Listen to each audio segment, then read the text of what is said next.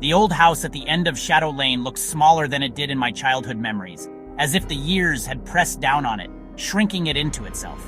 It seemed sadder, too, weighed down by time and neglect, the windows staring blankly out at the empty street.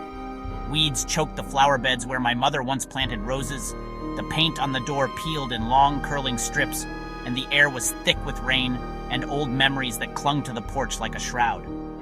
My parents sold this place years ago, but the new owners, perhaps out of kindness or curiosity, let us visit before it was torn down for good. They said the house had problems, structural maybe, or something deeper, something that couldn't be fixed with nails and paint. I didn't ask what kind. I didn't want to know if the house's troubles were the kind you could see or the kind you could only feel.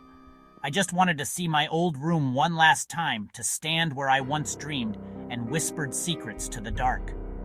As I stepped inside, the silence was heavy, pressing in on me, broken only by the groan of the oak door as it swung shut behind me. White sheets covered the furniture like ghosts, dust motes swirling in the dim light, dancing in the sunbeams that managed to slip through the grime. I called out, half hoping for an answer, but only my own voice echoed back, thin and uncertain. Something pulled me upstairs, a strange compulsion, as if the house itself wanted me to remember, to see what I had left behind in those rooms. The hallway was darker than it should have been, shadows pooling in the corners, my door wide open, a silent dare or maybe a warning. I hesitated, heart pounding, but I stepped inside, drawn by a mix of fear and longing. The room felt wrong, colder than the rest of the house and unfamiliar, as if it belonged to someone else now, or to no one at all. I barely crossed the threshold when the door slammed shut behind me with a force that rattled the windows. I was trapped, alone with the memories and something else, waiting in the dark. My heart pounded as I grabbed the doorknob. Locked. I tried to calm myself. Old houses have sticky doors, right? That's when I saw it. A tall, ornate mirror against the far wall, its glass spotless amid the dust. I didn't remember this mirror. It looked ancient, out of place. I approached, seeing my reflection. Pale, scared, but something was off. My image flickered, faded like a ghost. I reached out, the glass was icy cold. Suddenly, behind my reflection, a shadow moved. I spun around, nothing there. I looked back. The mirror flickered again. For a split second, I saw a different room. Stone walls, darkness, a pale hand reaching out. Then it was gone. Just me, alone in the dust. But I knew I wasn't really alone. Something was inside the mirror, watching. I couldn't look away. The mirror's surface seemed to ripple, as if it was alive, breathing in the darkness. My heart pounded, but I was frozen, unable to break the spell it cast over me. The mirror pulled me in, its depth swirling with shadows and memories that didn't belong to me. I felt myself slipping further, as if the glass was a doorway to another world. My room dissolved, replaced by a memory that wasn't mine. The air grew colder, thick with dread, and I sensed I was no longer alone. I felt a boy's terror, hiding in a closet as heavy footsteps approached. His fear was raw, almost suffocating, and I could hear his shallow breaths echoing in my ears. The doorknob turned, then a flash of white, and I was back, gasping for air, my own hands trembling. I tried the door again, still locked. Panic rose in my chest, and I realized I was trapped, just like the boy had been. I looked back at the mirror, drawn to it despite my fear. Its surface shimmered, promising more secrets, more pain. Another vision, this time a kitchen. Small hands clutching an apple, knuckles white with tension. A surge of anger, sharp and unfamiliar, flooded through me. A cruel voice shouted from another room, the words muffled, but the hatred clear. The boy flinched, shrinking into himself. The memory ended, but the feelings lingered. Fear, rage, desperation. They clung to me, refusing to fade, as if the boy's pain had become my own. I realized these weren't just random visions. The mirror was a window, showing me fragments of a life I'd never lived. They were pieces of a boy's story, someone who lived here before me, someone who suffered, whose nightmares still haunted these walls. The mirror was showing me his nightmares, replaying his pain night after night, and I couldn't escape them. No matter how hard I tried, the visions kept coming, each one more vivid than the last.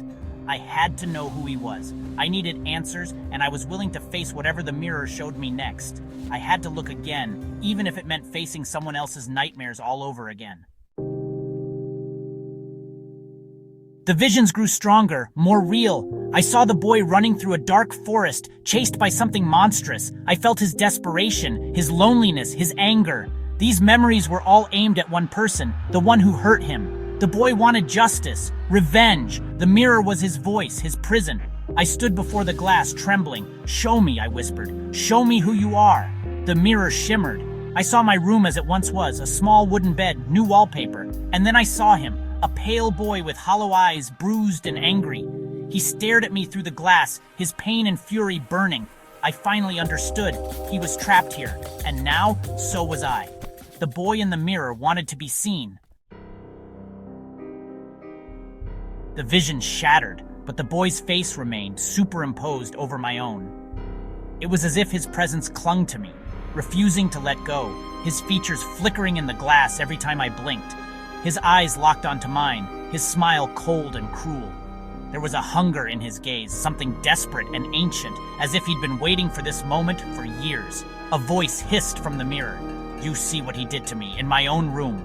The words slithered into my mind, chilling me to the bone. I was frozen, my reflection fading as his grew stronger. It felt like I was being erased piece by piece, while he became more real. "Who are you?" I whispered, my voice barely audible, trembling with fear. "They called me Thomas," he said. This was my room. His words echoed with longing, as if he was reaching across time itself. "My mirror, my memories, you have them now." His voice was both accusing and mournful, heavy with loss. "I can feel them inside you. Every memory, every nightmare, every secret you've tried to forget." He pressed his hand to the glass. Icy cold spread through me.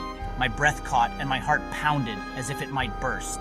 "What do you want?" I cried, my voice cracking. "I want them back," he answered, his tone sharp and unyielding. "Every scare, every tear, every bit of pain, they belong to me. You stole them, and I can't rest until they're returned." The glass cracked, then shattered. No glass, just swirling black mist. The room filled with a cold, unnatural wind, and the world seemed to tilt. Thomas reached out, climbing from the mirror, no longer a reflection. He was real, and he was coming for me.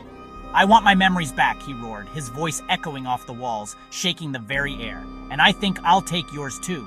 His hands reached for me, fingers stretching impossibly long. He lunged for me, and all I could do was scream, the sound swallowed by the darkness as he closed in.